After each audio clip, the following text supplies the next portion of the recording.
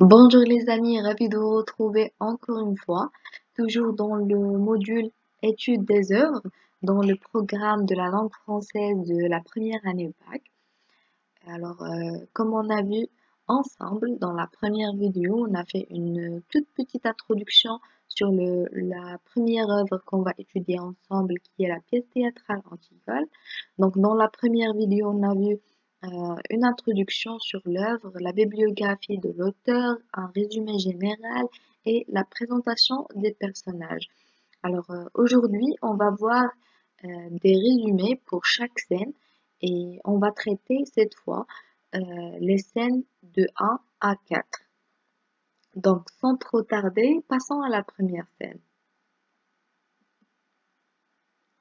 Alors, il y a une scène qu'on va appeler scène 0, bien une introduction qui est faite par le prologue. Cette scène, elle est utilisée comme une certaine introduction pour parler des événements qui précèdent euh, l'histoire en général, où on va aussi présenter les personnages et tout ceci va être fait par le prologue. Donc dans cette scène, tous les personnages sont en scène, chaque personnage est présenté par le prologue. Aussi, le prologue, elle présente le cadre spatio-temporel et donne des informations sur les événements qui précèdent. Par exemple, dans notre cas, euh, c'est comment et pourquoi Polynice et Étéocle se sont fait la guerre. Et aussi, il va parler de la relation euh, qui a été entre ces deux frères avec leur oncle Créon, comment il est devenu roi et le fait qu'il a ordonné des funérailles grandioses d'Étéocle, ou bien à Étéocle, et il a interdit Polynice de euh, sépulture parce qu'il le considérait comme traître. Donc c'est ça en général l'histoire qui a été avant de commencer la scène. La scène 1, elle va se passer entre Antigone et sa nourrice. Donc Antigone, elle rentre au palais à l'aube. Elle rentre en cachant parce qu'il ne voulait pas qu'on la voie. La nourrice surprend Antigone en rentrant de l'extérieur et lui demande d'où elle vient. Antigone lui répond qu'il était allé se promener dans la campagne, chose qui n'est pas vraie, parce qu'on voyait qu'il ment. La nourrice, bien sûr, il ne la croit pas, pardon, et lui soupçonne qu'il a un amoureux. Dans ce cas, Antigone lui rassure et la persuade finalement qu'il n'en a pas, et la nourrice, il la croit. Passons maintenant à la scène 2 qui va se passer entre Antigone et Ismène. Alors, Ismène se réveille tôt, elle aussi, contrairement à ses habitudes, et rejoint sa sœur et la nourrice. Quand Ismène est arrivée, la nourrice les quitte pour préparer du café pour Antigone. Ismène dit à sa sœur qu'il s'est réveillé pour l'empêcher d'aller enterrer le cadavre de Polynice et l'en dissuader. Donc Ismène il était au courant que sa sœur Antigone avait l'idée d'enterrer leur frère Polynice, contrairement à ce qu'a demandé le roi Créon, qui est leur oncle. Elle fonde toute son argumentation sur sa peur de Créon, leur oncle, des attitudes violentes des habitants de Thèbes. Elle a surtout peur de souffrir et de mourir.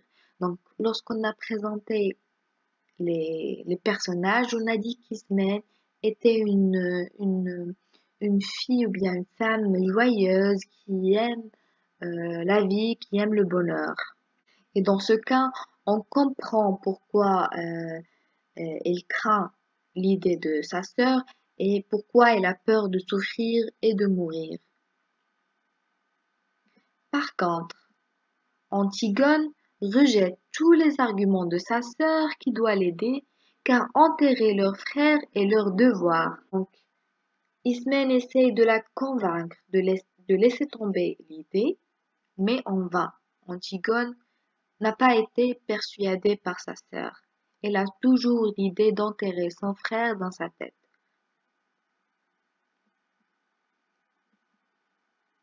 C'est pour ça, Ismène sort pour aller se coucher, suivant le conseil de sa sœur, après son échec à la persuader.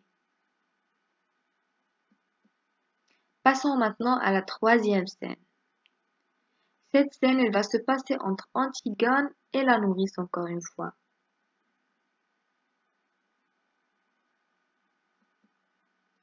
La nourrice revient avec du café et des tartines qu'elle a préparées pour Antigone.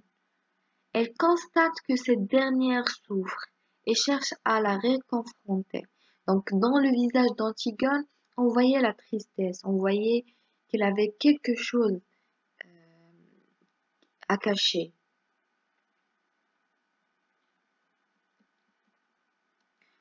Antigone fait une sorte de testament concernant sa chienne douce. Elle fait promettre sa nourrice de prendre soin de sa chienne douce et de ne pas la gronder quoi qu'il en soit. Permet nous montrer qu'il s'apprête à les quitter. Après cela, on va passer à la scène 4 qui va se passer entre Antigone et Aimant. Le fiancé d'Antigone, Aimant, qui est aussi son cousin, le fils de Créon, le roi, la rejoint et à ce moment, la nourrice les laisse seuls. Antigone s'excuse pour la dispute d'hier et reconnaît avoir eu tort. Elle lui rappelle le soir du bal où il était venu lui demander sa main. Donc Antigone, elle essaye de parler avec Aimant, de s'excuser, de lui rappeler des moments intimes qui ont passé ensemble.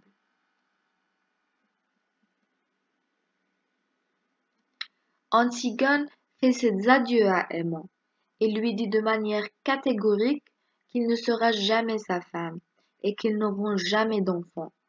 Pourtant, ils s'aimaient et Antigone était très attachée à Aimant.